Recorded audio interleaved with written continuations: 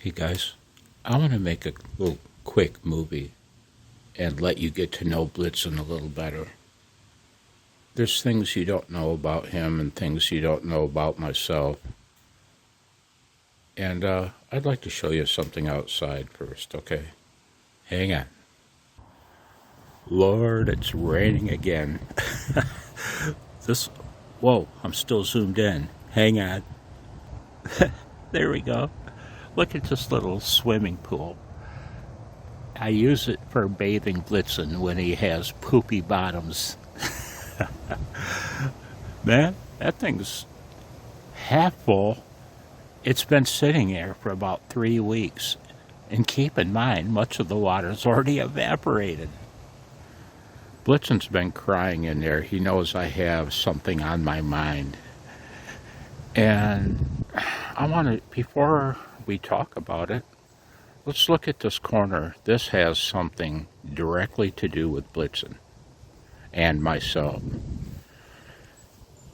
It's almost carpeted with pine needles. They started falling a couple days ago.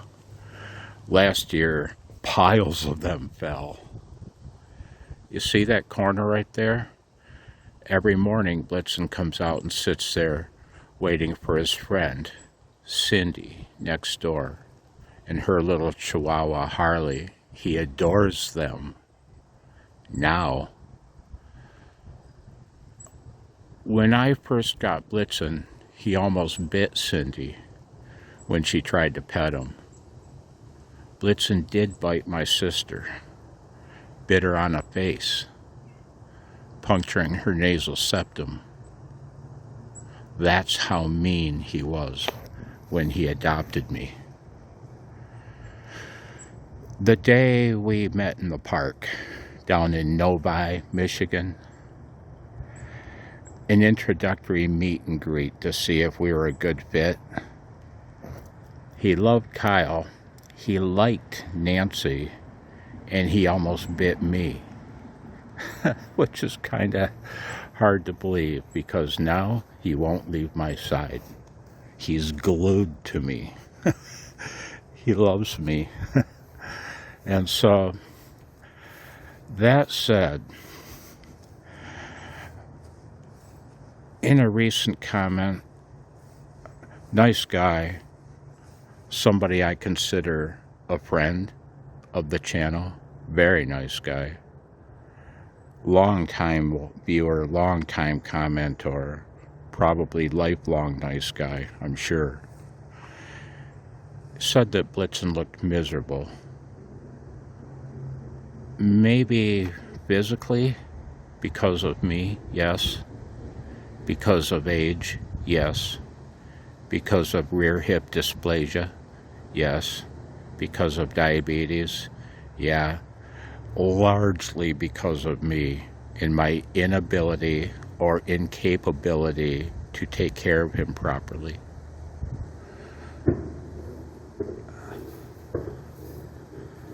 Emotionally, he's never been happier in his whole life. Blitzy's 10 and a half years old. I'm going to change locations and record a second segment and talk to you about what necessitated him adopting Kyle and I as his family. Okay? I'll be right back. Hopefully I can edit this thing. Hi, Blitzy. Daddy's going to make part 2 of this movie. Now I'm going to talk about you. Hey guys, this is the next day, and I hope I do okay here. I only got a couple hours sleep. I fell asleep at 4 a.m. and I was up at 6. Just can't sleep. Oh, nice. I'll probably end up just using this soundtrack from this video, this segment of it, and set it to some pictures of Blitzen, because it's all about him. I'm out in the garage and it's freezing outside. I wanted to record this in the barn, but it's too windy. I want to thank all of you guys that care about Blitzen enough to tell me, to scold me. Oh, it's happened many times. A few times. 4 or 5 times, I suppose. And yesterday, I had to turn off the comments because I reacted a little bit too negatively to one from a person who I really respect and admire. And I got to look at the phone now and then because I'm just looking around the garage. And so I couldn't handle it. I started disconnecting. On the topic of disconnecting, I'm going to end this segment by talking about me and the mental processes which I've been suffering. Uh-oh. Hang on. Hang on. Hang on. I'm going to end this segment by talking about me and the mental processes, my mental pathology that I've been suffering, which has caused me to harm him greatly, physically. Emotionally, I saved him. And I turned him from a biting, dangerous dog to one who wants to meet strangers and loves nothing more than other little dogs. He loves them. When he sees one, he cries because he wants to meet them. So, if he keeps me going here, I'll just point you out the front of the garage so that I can concentrate. So I turned off the comments to yesterday's video until a little more time passed, until I could approach YouTube again. Because I disconnect from YouTube, usually right after I make a video, within a day. I'll talk more about that. Let's talk about Blitzen. He adopted Kyle and I 3 years ago. He was 7.5 years old. He's 10.5 now. We met in a park in Troy. I already mentioned all this. So, Ethan, his current owner, felt that we were a good fit for him, and we certainly still wanted him. And so he arrived. Oh, we had to be careful with him. Oh boy, including careful with our interaction with him. We did not bend over him. We did not bring our face close to him. It's hard to believe he was that way.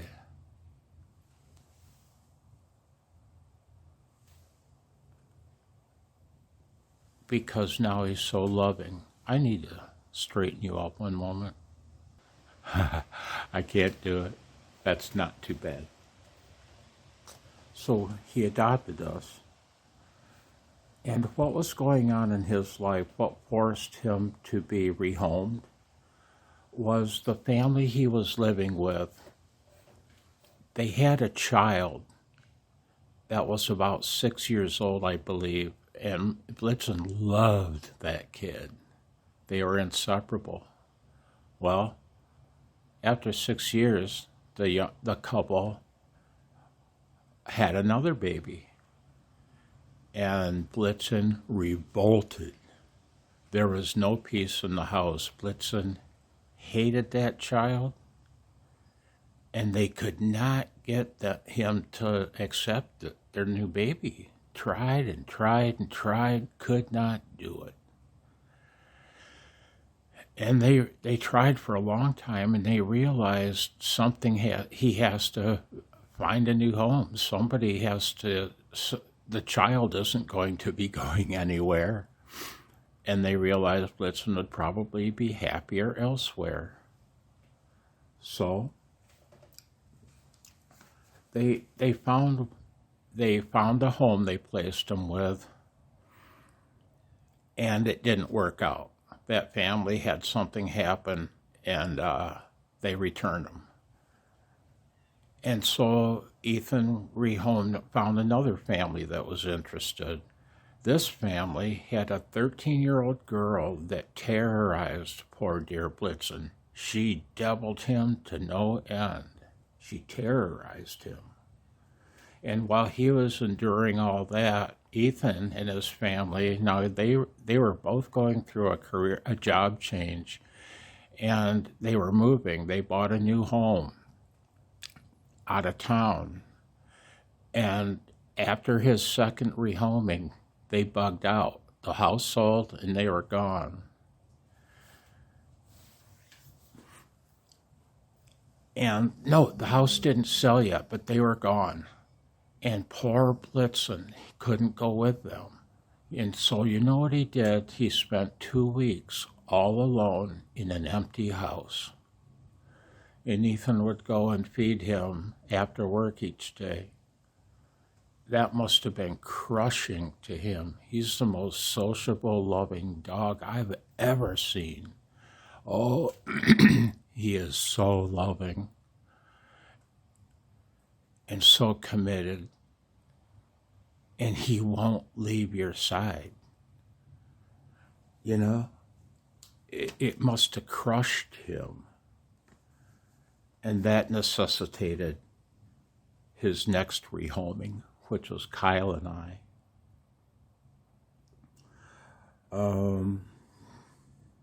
Yeah. And here he is today. This garage is my happy place. Lately, I've been bringing my laptop out here and watching YouTube stuff or the news, etc. And one morning out here, I was feeling oddly like my old self, oddly connected. And I decided, man, I had to catch up on email. I deleted over 450 crap emails. And then I came across this one, and he asked me in a comment if I saw his email, and that's what prompted me. I committed to finding his email.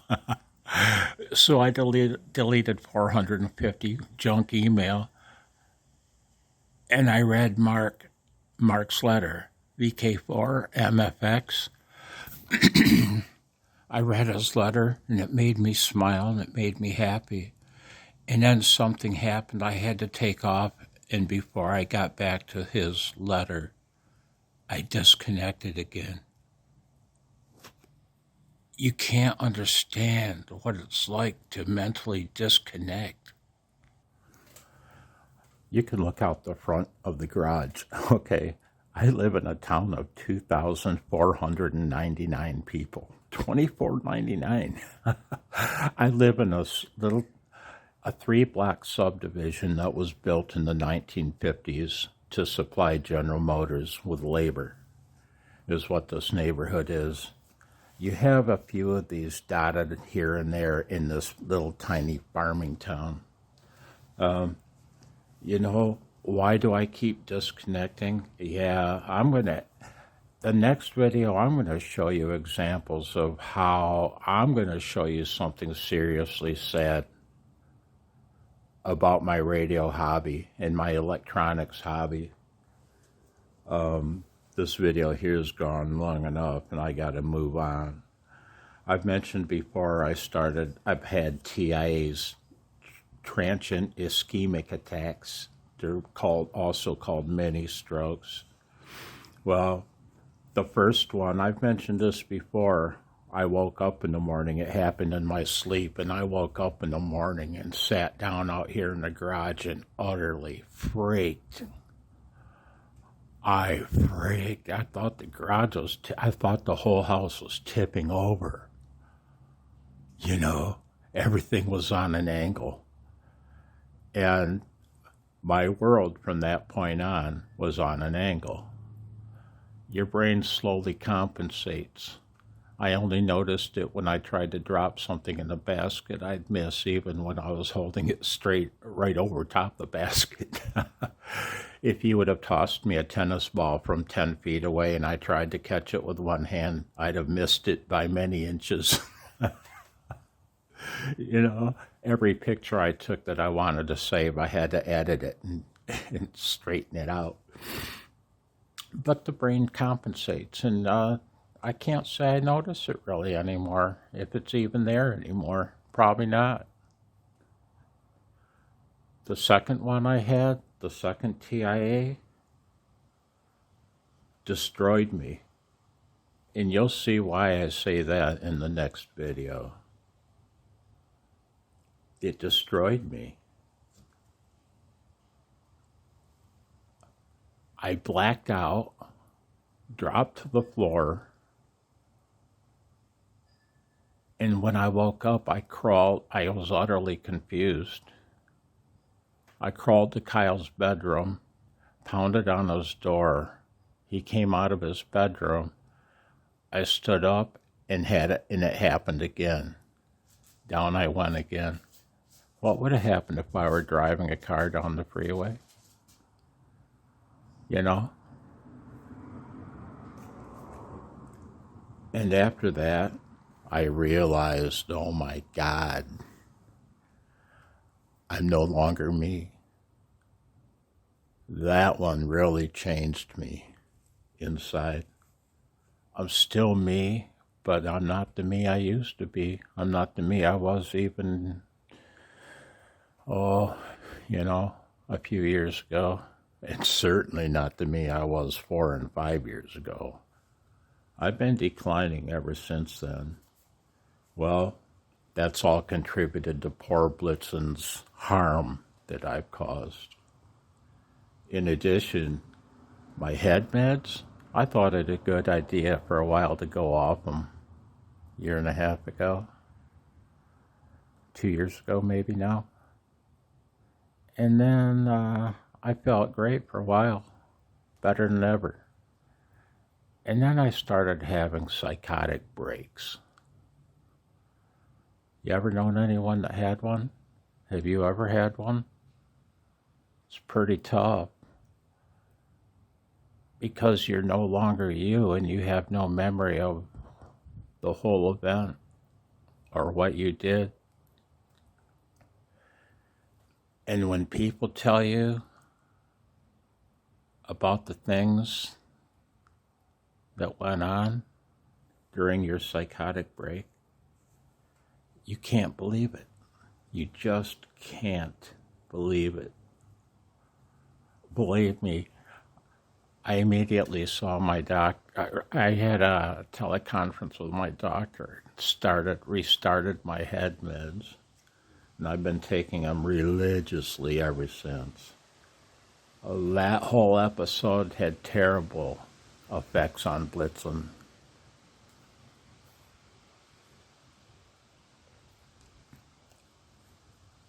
I also talked to my doctor about my complete and utter loss of what you call executive function. After that second TIA, I no longer had executive function capability. I couldn't do the things an adult has to do to navigate life. That's a pretty good way of putting it. We almost lost the house because at the time I was responsible for getting the bills paid on time and such. And the problem was I'd look at something critical and I'd throw it in a pile, and that was the last it was ever thought of. Never thought of again. And when I started getting better, I forced myself to go through this 3-inch high stack of mail and clutter. And I found that the property tax bill that never got paid from a year and a half ago. I went and got Kyle, forced him to come out and talk to me, sit down and talk to me, because I was no longer able to pay bills. It wasn't just the property taxes, it was the sewer fees as well. had the money. I didn't have the capability of paying the bills. And I talked to Kyle about that. We were going to lose the house if something didn't change. And he agreed to work with me, and we transferred all those bills to him. He's not responsible for them, and I pay him via auto transfer a certain amount each month to pay for my half. My loss of executive functions. Oh, my doctor, she said there's probably nothing that can be done really other than to immediately get oversight in my life. And she knows I was living with Kyle, am living with Kyle, and she told me at this point I have to have oversight.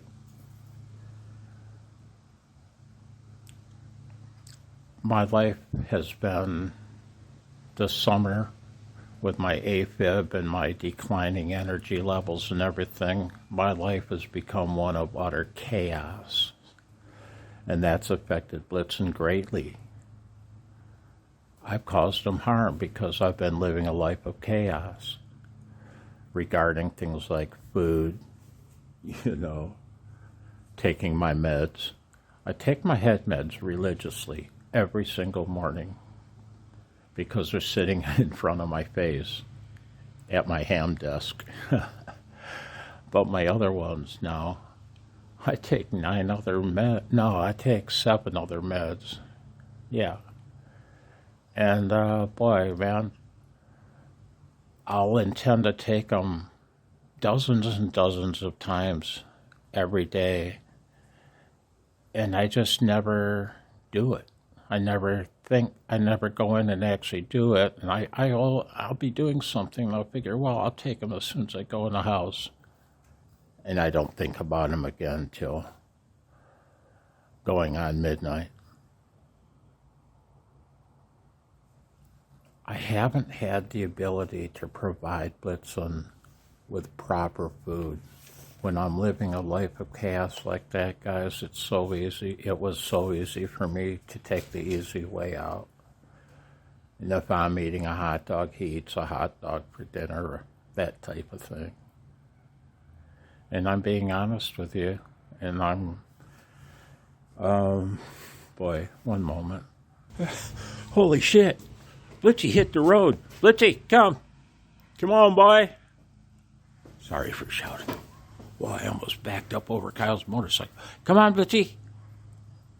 He saw a brown boxer running down the road, and he was gone.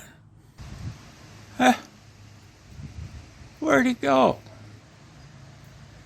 He's a sneak. Come on, Blitzy. I'm almost done, Blitzy. Yeah, he's such a good boy. Blitzy saw a boxer. Oh my gosh. I'm almost done, Blitzy. He's a little worked up because he knows I'm a little bit emotional. A little bit emotional. You know, guys, what can I promise you about Blitzen? Not much. Given the challenges I'm struggling with right now, all I can promise you is that I'll try my best, and that I love him with all my heart,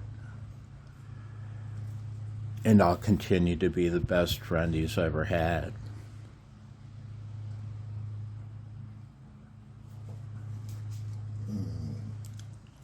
What I hope is that when we're done here, he and I, we're both getting a little long in the tooth, you know? Maybe that's the wrong phrase to use, given my dental nightmare. You gotta laugh, man. What I hope is that when he and I are done here, he'll really like Stan Jubilisco.